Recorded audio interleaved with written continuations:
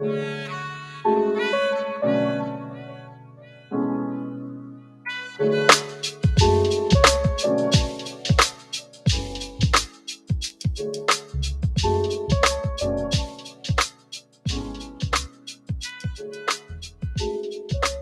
afternoon. Trying this thing out. Back to the old live streams that I used to do. So I was reading about the bill that Ron DeSantis, 2024 Republican presidential hopeful just signed into law in Florida, and it's the Don't Say Gay bill. Are you guys familiar with this? Well, you should be. It's making national news all over the place, and it essentially requires teachers to inform parents when children, these are children now, between the ages of, I guess, 5 and 9, kindergarten through third grade, if they, the children, are inquiring on things relating to the LGBTQ plus IA community, any discussions about that, then that teacher, that principal, that administrator in that school is obligated to tell the parents. And if that teacher takes it upon himself or herself to have a conversation with this child, then that parent could sue the school. And in the bill, it's got all the different categories in which the parent can sue for, like damages and attorney's fees and all sorts of things. And I'm trying to figure out why so many people are up in arms about this. Look, I respect people's right to protest, especially legislation that they feel is unjust. Right? That's the American way. You don't like something, you can protest and let your voice be heard. You also can protest with your vote. But I'm not sure why people want teachers, somebody outside the family. These are children. We're not talking about teenagers. We're not talking about high school or even middle school for that matter. Why teachers should be interjecting themselves in a conversation that really needs to be had between those parents, those guardians, and that child. And I'm just trying to figure out, look, I'm cisgender, I'm heterosexual. So I guess I don't get it. I don't understand the perspective, but I'm trying to learn because I don't want to miss something. And if I miss something, I may say something that's offensive.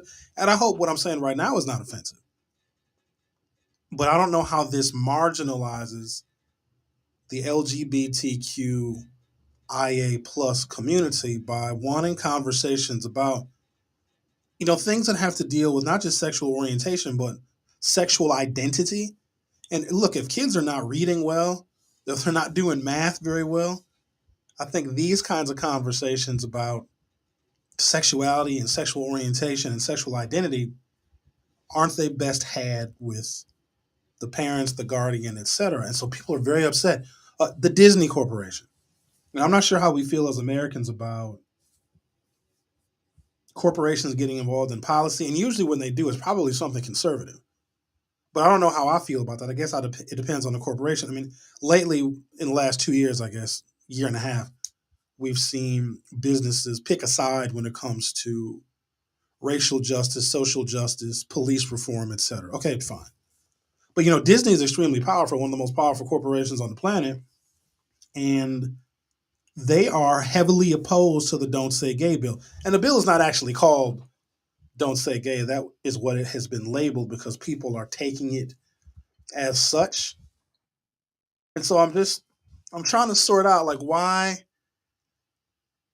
it's offensive to not have conversations about sexual identity with children of a specific age between kindergarten and third grade.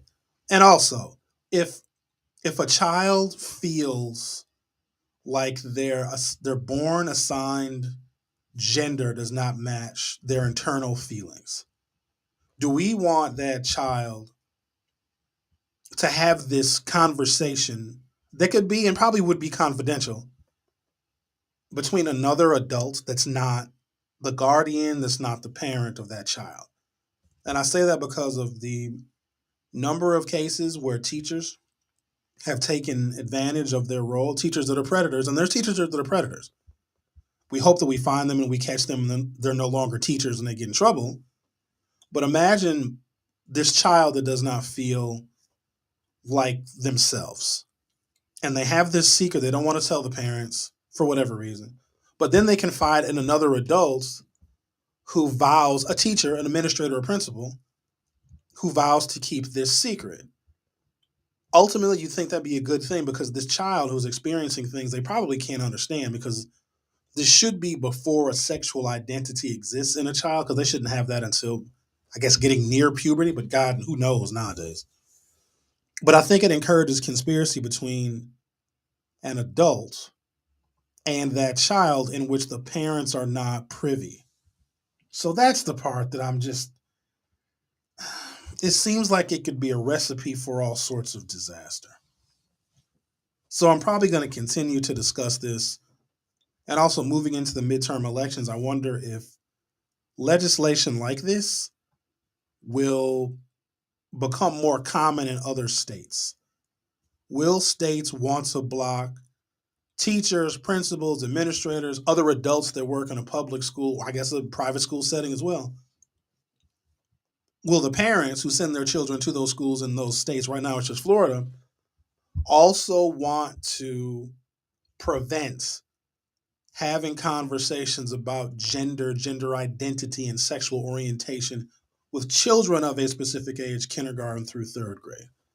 So we'll monitor the legislation and we'll see where it goes and see if it picks up steam in what will be a very pivotal and extremely political year. Thank you guys for tuning into this, and hopefully we'll be doing much more of these. Have yourselves a good day.